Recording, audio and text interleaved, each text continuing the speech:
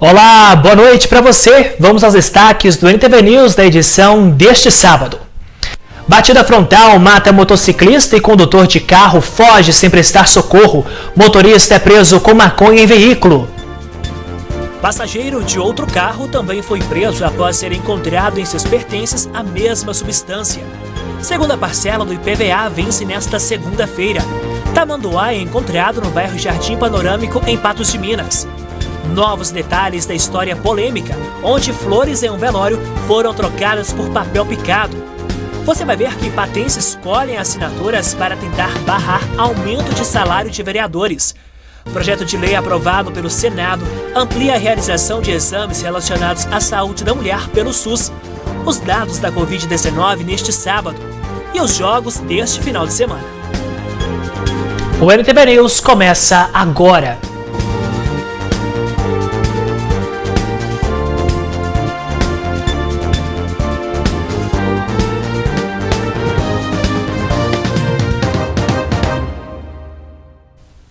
Nós abrimos esta edição te mostrando que na manhã deste sábado, no quilômetro 10 da LMG 737, no município de Guimarães, a Polícia Militar registrou um acidente com vítima fatal.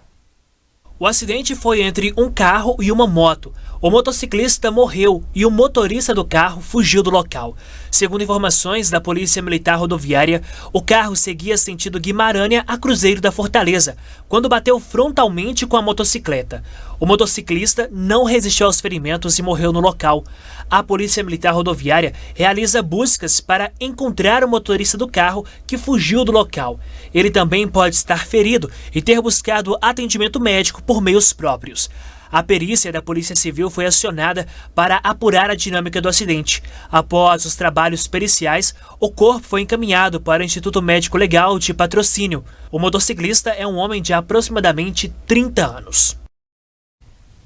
Durante a Operação Alferes Tiradentes de 2022, a Polícia Militar Rodoviária abordou um veículo Fiat Strada de cor branca emplacado em Patos de Minas. Durante a fiscalização, o condutor, que tem 24 anos de idade, passou a demonstrar certo nervosismo. Ao ser realizada uma busca no interior do veículo, foi encontrado um pequeno frasco de cor branca contendo uma bucha de maconha. Diante do fato, esse condutor foi conduzido até a Delegacia de Polícia Civil de Patos de Minas. E nesta mesma operação, a polícia abordou um veículo Fiat Uno de cor cinza emplacado em Patos de Minas. Durante a fiscalização, foi encontrado nos pertences do passageiro, este que tem 24 anos de idade, 2 cigarros de maconha. Dessa forma, o homem foi levado para a delegacia. E na madrugada deste sábado, o Corpo de Bombeiros capturou um tamanduá-bandeira. O animal foi encontrado na rua Zizinho Vida, no bairro Jardim Panorâmico. Com o uso de técnicas e equipamentos próprios para manejo de animais, o tamanduá foi capturado e levado para o Centro de Triagem e Reabilitação de Animais Silvestres para avaliação, registro e depois soltura em área de preservação. No fim de novembro e início de dezembro do ano passado, pelo menos 3 animais da espécie tamanduá-bandeira foram capturados em menos de uma semana no perímetro urbano de Patos de Minas. O Corpo de Bombeiros orienta que, caso você se depare com animais silvestres, não tente capturá-los, pois eles podem te atacar como forma de defesa. O ideal é procurar um local seguro, manter o animal no campo de visão e acionar o 193. A seguir, você confere novos detalhes da história polêmica onde flores em um velório foram trocadas por papel picado.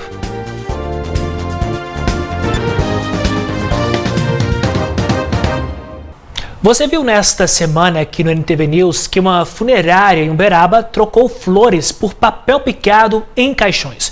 O caso revoltou familiares e foi parar no PROCON e também no Ministério Público. Papel picado no caixão ao invés de flores. A situação foi registrada por familiares indignados na última segunda-feira em Uberaba. Corpo coberto com papel, com estopa e papelão. E você paga, tem que pagar a diferença de R$2.000 no caixão. 2 famílias que perceberam o fato foram ao PROCON para denunciar e o órgão vai investigar a situação. Foram feitos também boletins de ocorrências pela Polícia Militar no cemitério São João Batista. A funerária Uberaba Limitada, responsável pelos velórios, emitiu uma nota e pediu desculpas. Ressaltou que em 50 anos de serviços não ocorreram episódios que desrespeitassem a tristeza de famílias e prometeu apuração rigorosa de responsabilidade pela administração da empresa.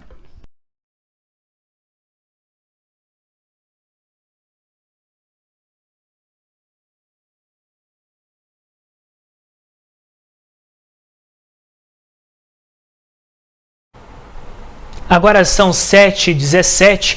Como você pôde ver, 2 famílias que perceberam o fato foram ao PROCON para denunciar e o órgão vai investigar essa situação. Foram feitos também boletins de ocorrência pela Polícia Militar no cemitério São João Batista. Sobre este fato, eu converso agora com o vereador de Uberaba, o pastor Heloísio Santos. Vereador, aqui Matheus Borges, começo essa nossa entrevista com a pergunta. O senhor estava no velório quando esse fato aconteceu? Boa noite, bem-vindo ao NTV News. Boa noite a todos os telespectadores e ouvintes. Nós temos que eu fui convidado, na verdade, para estar nesse velório, para estar fazendo o culto fúnebre. E, ao chegar no culto fúnebre, eles queriam pedir o corpo, né? E o caixão estava fechado. E eles sofreram resistência por parte da funerária, pedindo para que não abrisse o caixão. Naquele momento eu falei para eles que deveriam abrir, eles disseram que era uma ordem da funerária, então perto da cidade, e eu pedi para que abrisse, né? Apresentei como vereador, chamei a polícia, né? E ao chamar a polícia, eles cederam, nós abrimos ali o caixão, e quando olhou dentro só tinha, na verdade, jornal ao invés de ornamento de flores, só tinha folha de papel, alguns pedaços de papéis, jornais e outras coisas mais ali, que a família, na verdade, ficou alterada, estava como se fosse um lixo. Vereador, se sabe qual foi a causa morte dessa pessoa e o porquê, então, a funerária queria que esse caixão permanecesse fechado, ou seria justamente mesmo como um artefato, se é assim que eu posso dizer, para que não se encontrasse aqueles papéis picados? Na verdade, quando eu percebi aquela resistência, imediatamente eu percebi que tinha alguma coisa que não estava batendo, né? Então, ao abrir o caixão, eu já sabia que poderia ter alguma surpresa. E aí acabou que foi esse tipo de surpresa muito ruim, né? A família ficou muito abalada emocionalmente. O box do lado também, que era da mesma funerária que estava velando, já me procurou também para abrir o de lá, e eu fui lá também, né? E abrimos também, e olhou lá, só tinha papel também, e aí deu a entender verdadeiramente que não era uma coisa ocasional, né? Porque aconteceu 2 vezes consecutivas, acredito que tivesse 3 naquele dia, os 3 estariam com papel. Vereador, depois destes 2 fatos, então, surgiram novas denúncias, chegaram até o senhor? Agora, na verdade, o telefone não para, né? É uma denúncia atrás da outra, já desencadeou outras denúncias, até mesmo do cemitério, que eu preciso apurar.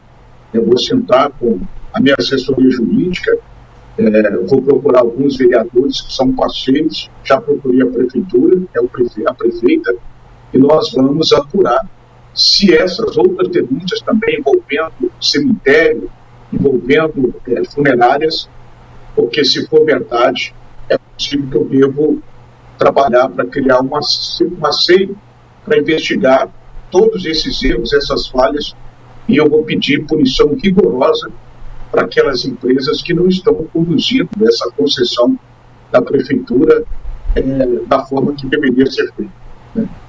Vereador, essas denúncias que chegaram, essas novas denúncias, na verdade, que chegaram até o senhor, é de qual teor? São aí a respeito de papel picado também ou outros?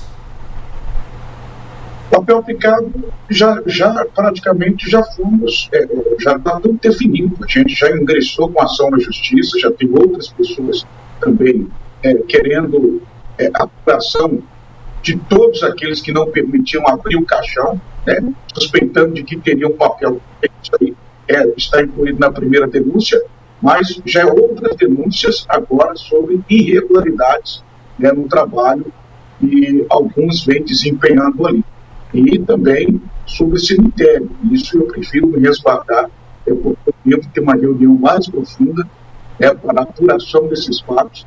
E se for verdade, você pode ter certeza que eu vou pedir a punição das pessoas, das empresas, e isso não vai ficar assim, até porque nós temos compromisso com as pessoas, e quando você tem compromisso com as pessoas, você tem que trabalhar exatamente nesse sentido para proteger as pessoas mais pobres, pessoas fracas, que têm dificuldade, na verdade, nas informações. Vereador, além do senhor da Polícia Militar, o Ministério Público também já foi procurado? Olha, imediatamente, eu me dispus do advogado para acompanhar a família, até porque a família não tinha advogado, ia ficar por isso mesmo se eu não chamo a polícia. Já tinham falado para eles, segurado o caixão fechado já até quase o horário do enterro, então eu coloquei o advogado à disposição. Outro dia chamei o advogado, fui com eles até o PROCON, fizemos a denúncia também para que ele pudesse apurar, porque fere a lei de defesa do consumidor, e a seguir ao Ministério Público. Agora, nós também estamos ingressando com ação na justiça para as duas famílias, e também nós devemos, nas próximas horas aí, nós devemos pedir investigação da Polícia Civil. Tá certo, então, vereador, nós aqui de Patos de Minas continuamos acompanhando este fato que aconteceu aí em Uberaba. Quaisquer novidades, nós estamos à disposição. Obrigado pela participação do senhor aqui no NTV News. Eu que agradeço, Deus abençoe. Obrigado, vereador. Ainda hoje você vai ver que segunda parcela do IPVA vence nesta segunda-feira. E patenses colhem assinaturas na tentativa de barrar aumento de salário dos vereadores.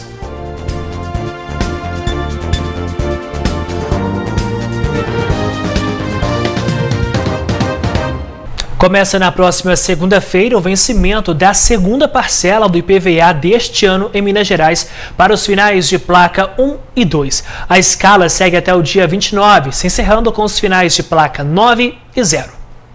O pagamento poderá ser feito diretamente nos agentes arrecadadores, que são os bancos credenciados e casas lotéricas, bastando utilizar o número do Renavan. O balanço parcial aponta uma arrecadação em Minas Gerais de 3,9 bilhões de reais com IPVA até o último dia 20, o equivalente a 55% do total de previstos. Neste ano, houve aumento do número de veículos com imposto quitado em cota única, chegando a 4 milhões e 100 mil veículos, o que representa 39% da frota tributável, que é de 10,6 milhões.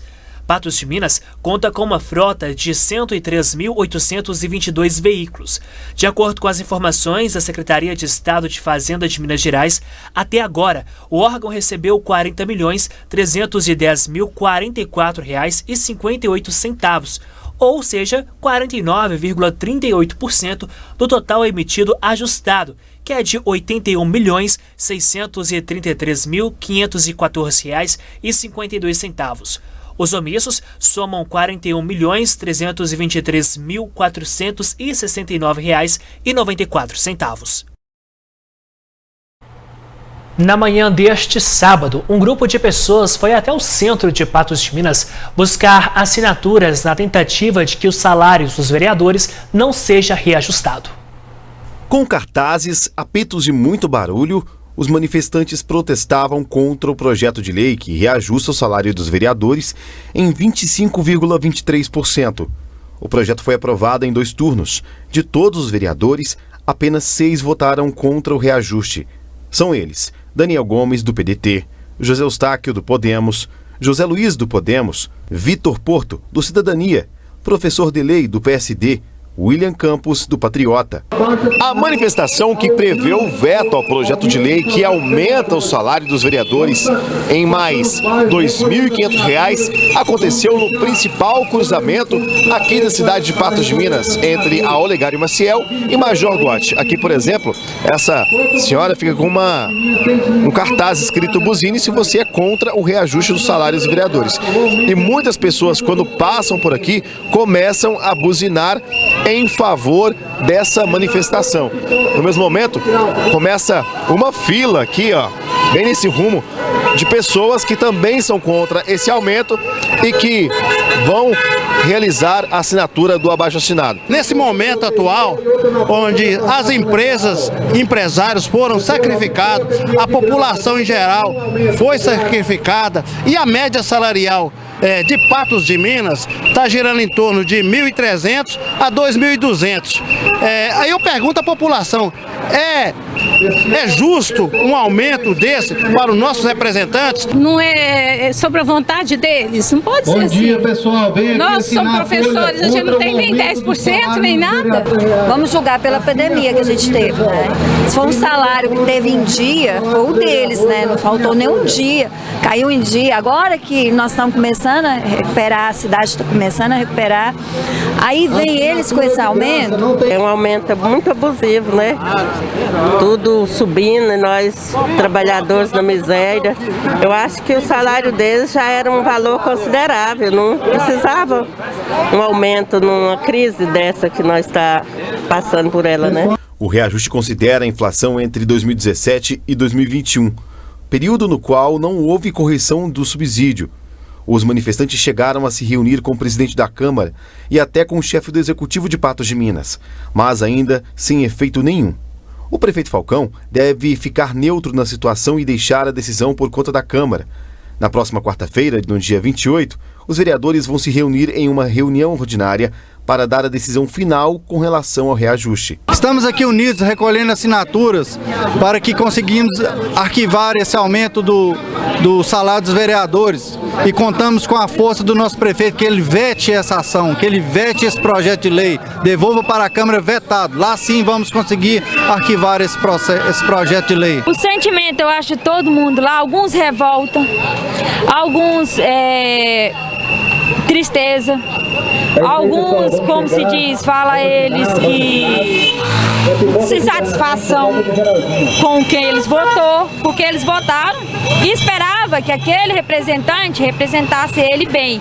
Aí eles vêm e fazem uma lei para baixar os salários, logo em seguida eles aumentam o salário. E alguns que fizeram essas leis aprovaram e assinaram lá pedindo para baixar e depois para aumentar. Segundo os manifestantes, o reajuste representa mais de R$500 mil que podem ser destinados a outras pessoas que precisam mais. Um exemplo seriam as famílias que perderam tudo na enchente no início deste ano. Não é hora, pessoal. Estamos saindo de uma pandemia, afetou o mundo, afetou o Brasil, o estado, o município e a cidade.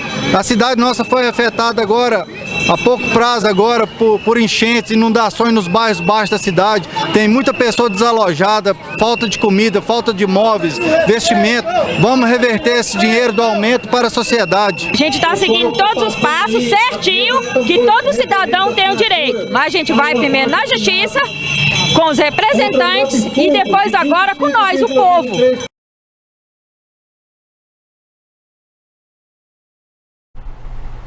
Mudando de assunto, a comunidade Shalom está realizando nesse final de semana um encontro especial chamado Encontro com o Espírito Santo na Capela dos Pavonianos em Patos de Minas. Além de pregações e muita oração, o evento tem como objetivo falar sobre a importância da comunhão com Deus. Olá para você que acompanha o NTV News. Durante todo o sábado foi de muita bênção aqui na comunidade dos Pavonianos, na Capela dos Pavonianos, porque aconteceu um encontro no Espírito Santo da comunidade Shalom, realizado pela Igreja Católica. E a gente vai ouvir então o Igor Rocha, ele que vai ser um dos ministrantes aqui, além do padre que vai rezar a Santa Missa neste domingo. E fica um convite para todo mundo. O que vai ter de especial neste domingo aqui na Capela dos Pavonianos? Olá, Rafael. Olá, pessoal, de casa. Então, meu nome é Igor, eu sou consagrado da comunidade Shalom. E eu vim de Belo Horizonte, e a gente está tendo aqui todo esse dia, realmente assim, um dia de muitas graças, de muitas bênçãos, de essa experiência da misericórdia de Deus, Então é aberto a todo o público, Então a gente vai durante todo o domingo, durante todo o dia, encerrando também com a Santa Missa, Iniciando, na verdade, com a Santa Missa, nós vamos ter pregações, vamos ter adoração, vamos ter este momento de renovar a nossa experiência com Deus e que nos traz essa alegria, da experiência do ressuscitado, que Jesus está vivo, é isso que nós anunciamos. Então, este domingo da misericórdia, de podermos ter essa experiência de um Deus que nos ama, de uma forma pessoal. Agora a gente acompanhando nas imagens, viu que teve todo um preparo aí, né, com uma decoração, tem venda de livros também, camisetas, o que as pessoas podem esperar deste encontro? Nós temos o nosso espaço Kids, né, para crianças também, as famílias que quiserem vir, trazer as crianças, temos a nossa livraria, né, temos livros de estudo bíblico, de formações da comunidade, né, camisas, temos também a nossa lanchonete, né, que vai estar funcionando durante todo o evento, e todo o evento é gratuito, né, e a gente dá de graça aquilo que de graça a gente recebeu, né, que é a nossa experiência.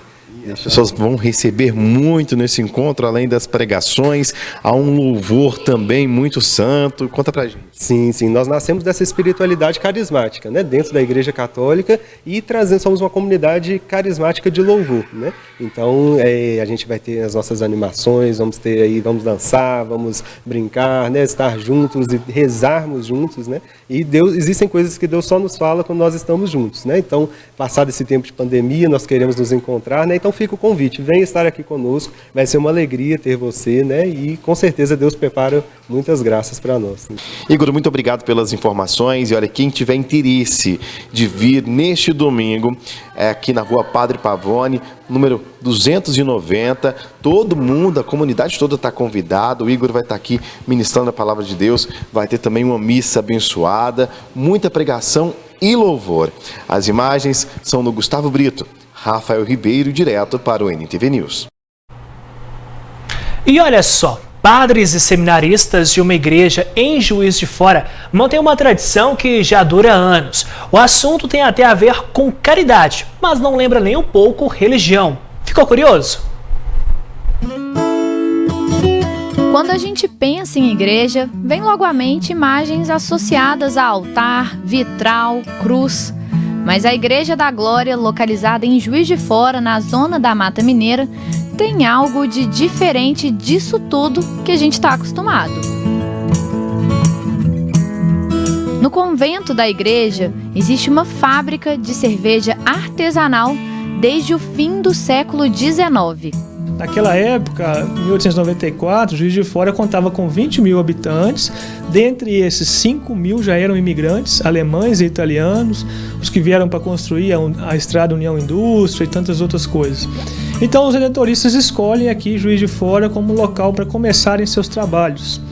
Eles ficam aqui no Morro da Gratidão desde 1893, é quando eles começam o trabalho. E como eles eram holandeses, eles preocuparam-se em trazer coisas da cultura também. Trouxeram livros, trouxeram questões, preocuparam-se em formar novos missionários e trouxeram a cerveja.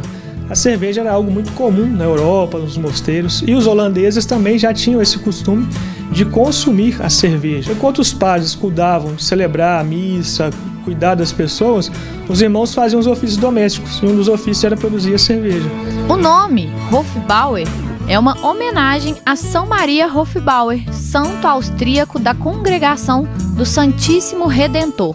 Então, depois que os primeiros irmãos holandeses passaram os ofícios para os brasileiros, ensinaram a produção da cerveja para os irmãos brasileiros, o irmão Geraldo, por um bom tempo, produziu a cerveja, da mesma forma como ele aprendeu com os holandeses.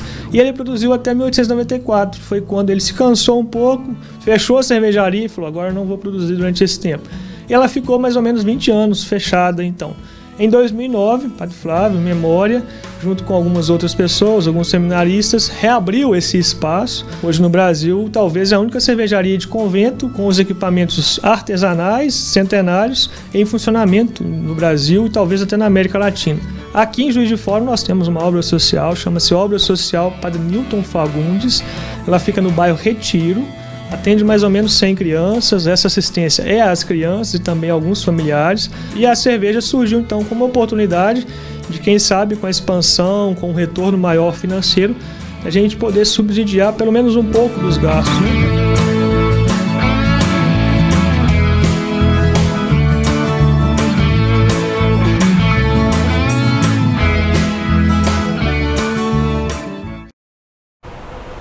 É isso então. E olha só, depois do intervalo você vai conferir os dados da Covid-19 neste sábado. E o projeto de lei aprovado pelo Senado amplia a realização de exames relacionados à saúde da mulher pelo SUS.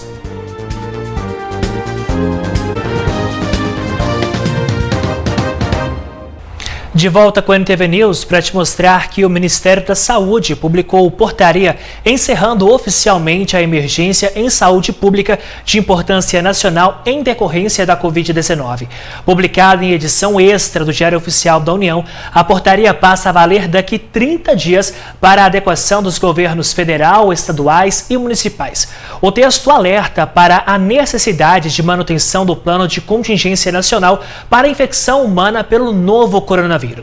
Um dos impactos do fim da emergência recai sobre as medidas de restrição e prevenção, como a obrigatoriedade do uso de máscaras definida por estados e municípios. O ministro Marcelo Queiroga afirmou que não faz mais sentido este tipo de medida.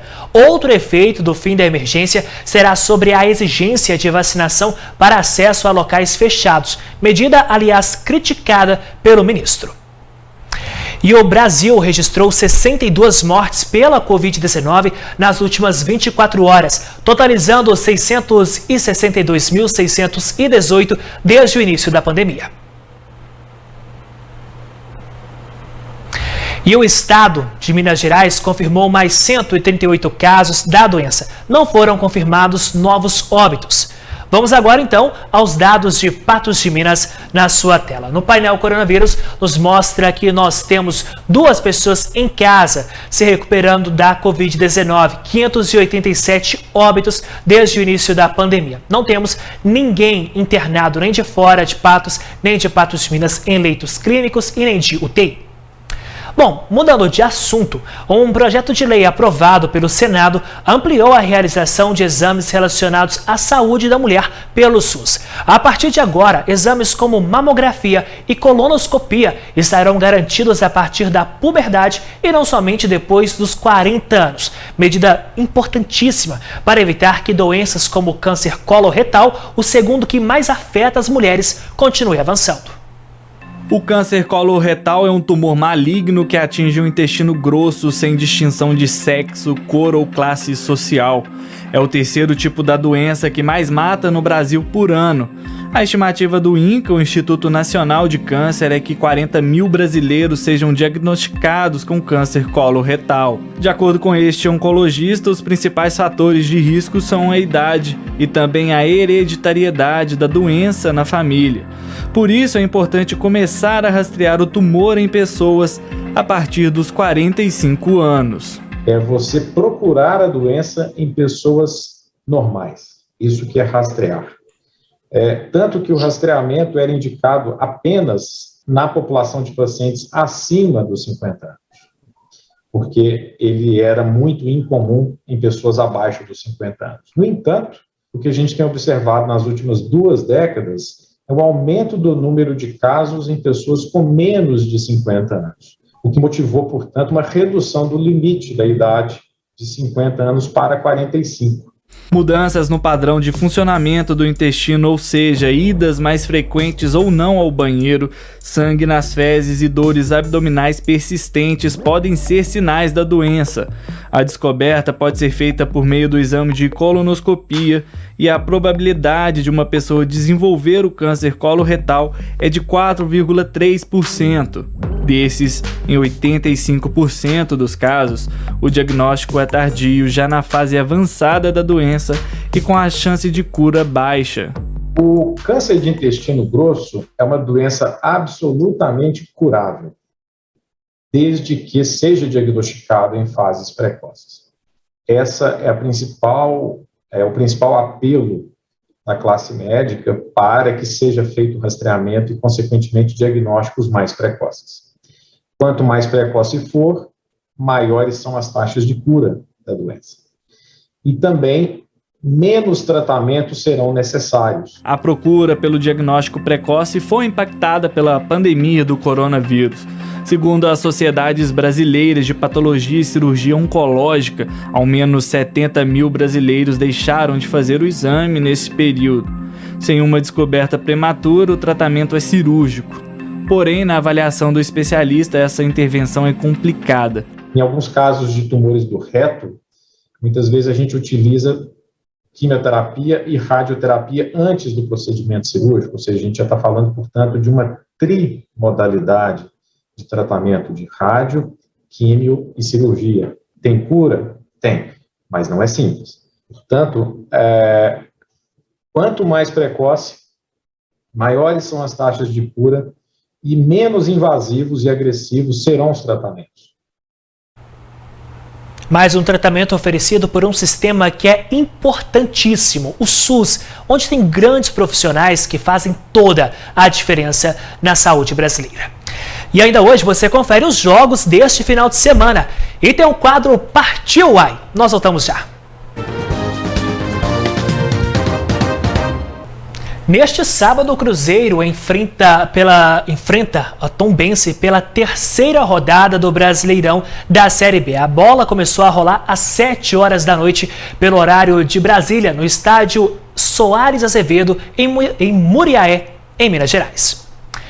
E olha só, Atlético e Coritiba se enfrentam neste sábado a partir das 9 horas da noite no estádio Independência pela terceira rodada do Campeonato Brasileiro. E o time tem fortalecido bastante a base com foco no profissional. Aqui nas categorias de base, o trabalho começou cedo. 8h30 da manhã, o time sub-17 já estava em campo, treinando de olho no confronto com Varginha, que acontece neste sábado, às 11 horas da manhã, aqui mesmo na cidade do Galo, segunda rodada do Campeonato Mineiro. A estreia foi vitoriosa, 1-0 sobre o Inter de Minas. Sem dúvida, com relação à nossa estreia, acreditamos que o cenário da estreia gerou um ambiente bem positivo para a construção de equipe, para alguns valores que jogamos ser importante.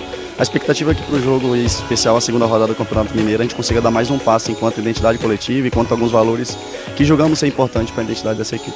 No Sub-15 a história é praticamente a mesma. Treino nesta sexta-feira pela manhã, vitória na primeira rodada só que por 2-0 sobre o Inter de Minas em Itaúna e jogo neste sábado contra o Varginha às 9 da manhã, também aqui na cidade do Galo.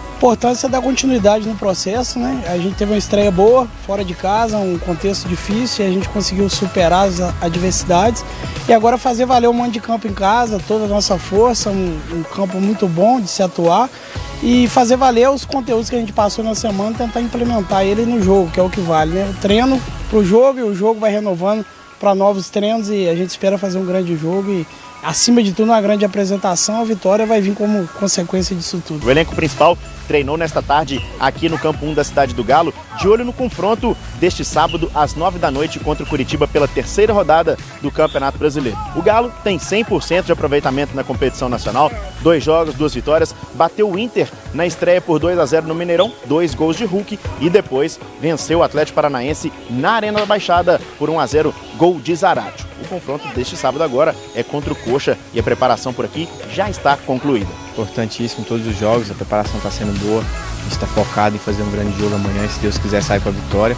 a gente continuar aí na parte de cima da tabela, que a gente sabe que o Campeonato Brasileiro é difícil e o início é muito importante, que o segundo turno a gente sabe que afunila muito os jogos, né? Muitas competições, tem um desgaste também, os jogos ficam mais difíceis, a gente tem que estar focado nesse início e fazer o máximo ponto possível. Nós abrimos este bloco falando sobre o Cruzeiro. Por falar no time de Minas Gerais, o Cruzeiro, o jogo está em 0-0 e neste momento está no intervalo. Bom, e a URT perdeu por 3-0. O jogo aconteceu na tarde deste sábado no estádio Zama Maciel. Jogando em casa pela segunda rodada da Série D do Brasileiro, o RT segue sem pontuar. A equipe perdeu de 3-0 para o Nova Venécia, time do Espírito Santo. O primeiro gol foi marcado já na prorrogação do primeiro tempo. Aos 48 minutos, Jairo cobrou falta e o Odilávio marcou de cabeça.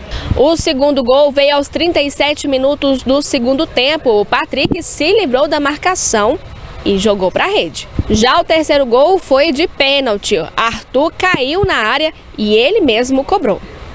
Nós temos desenvolvido aí um bom trabalho, né?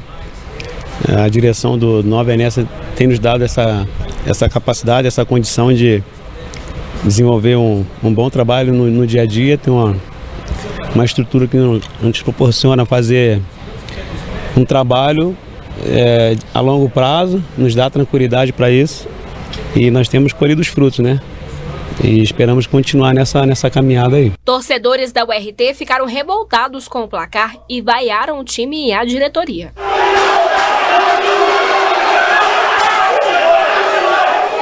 Infelizmente, o time que foi montado não é nada competitivo. A gente veio do Campeonato Mineiro, onde a gente foi rebaixado. Foi prometido pra gente um time competitivo para disputar a Série D. E, infelizmente, o time, como a gente vê aqui, o time não tem condição nenhuma de estar disputando o campeonato. A gente, torcida, preferia que o time não tivesse disputado o campeonato, para não jogar o time na lama. A gente vê a repercussão nacional. A gente tomou 8-0 no dia da Páscoa, uma chacota. Para mim, os diretores, quem assume o clube, quem está administrando o clube, jogou o clube na lama. Para mim, o que está acontecendo aqui, isso reflete o que está acontecendo fora de campo, não aqui dentro. É a administração que tem no campo, entendeu? Esse time aí é pior do que o do Mineiro. Na próxima rodada, o RT recebe o Pouso Alegre também em casa. Muito obrigado, Ayandra. E que situação complicada que fica a URT, né? Com esse resultado, Nova Venécia sobe para a vice-colocação do grupo 6 com 4 pontos. Já o RT permanece na lanterna, sem somar nenhum ponto.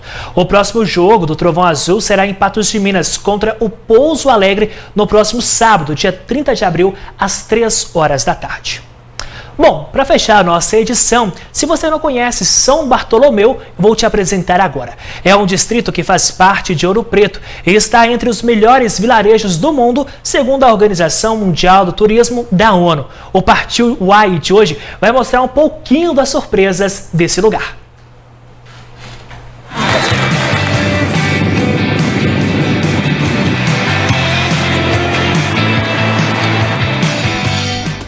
E hoje nós vamos mostrar que Ouro Preto, além do seu patrimônio histórico, com igrejas, museus e casario da época do ciclo do ouro, também guarda muitas outras surpresas nos 12 distritos que compõem a área do município. O nosso destino agora é São Bartolomeu. Vamos lá? Para chegar ao distrito, o ideal é seguir até Cachoeira do Campo e percorrer pelo asfalto 37 quilômetros.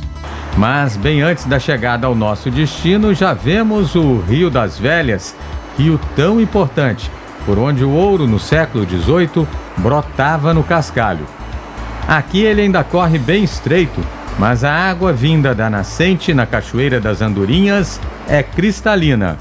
Paisagem bem mineira, caminhos que fazem parte da Estrada Real, fazendas centenárias e Mata Atlântica. Tudo preservado. E nosso guia é o Marco Aurélio, que todo mundo no vilarejo conhece carinhosamente por Chumbinho. Profundo conhecedor da mata, é ele quem nos leva para esta aventura.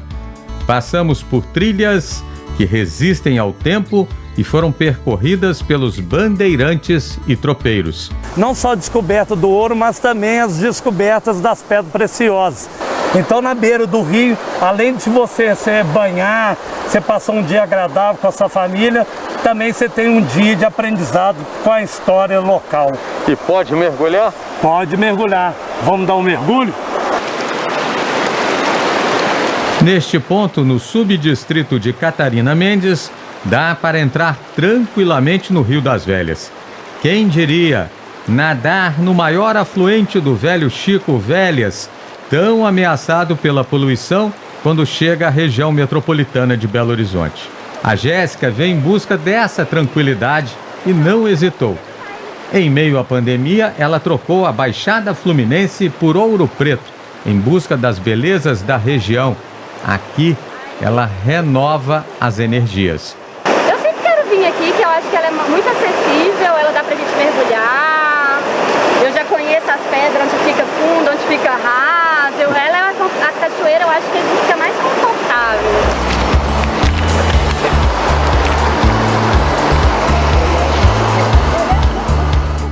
O guia nos leva para conhecer mais uma das muitas cachoeiras do lugar.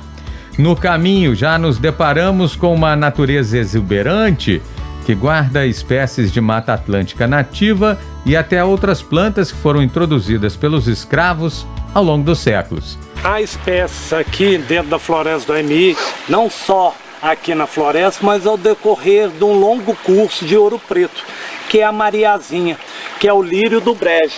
Veio nos navios negreiros, ela tem uma raiz bem similar a gengibre que nós conhecemos, e a flor dela também é comestível.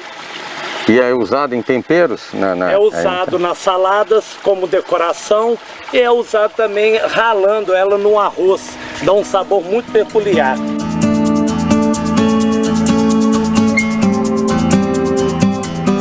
E o nosso passeio continua. Ele pode ser feito de carro, de bicicleta ou mesmo a pé.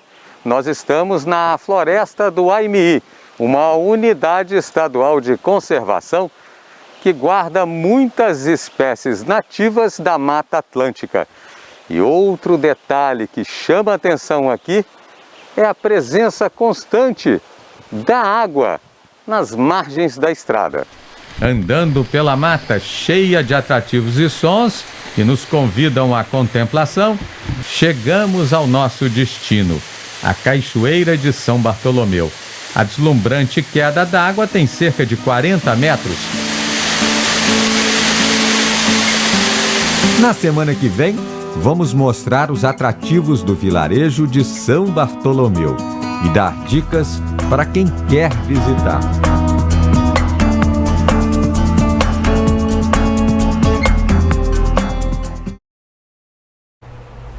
E é com esse gostinho de vontade de viajar que a gente fecha o NTV News deste sábado.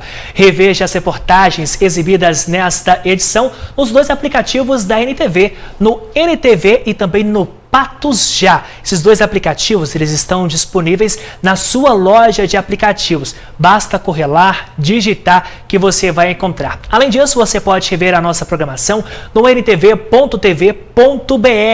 E você também confere as principais notícias de Patos e região que forem destaques durante toda a semana, mas principalmente neste final de semana no patosja.com.br. Muito obrigado pela sua companhia. O NTV News volta em nova edição na segunda, às 7 horas da noite. Eu e você voltamos a nos encontrar no próximo sábado. Boa noite, juízo e até lá.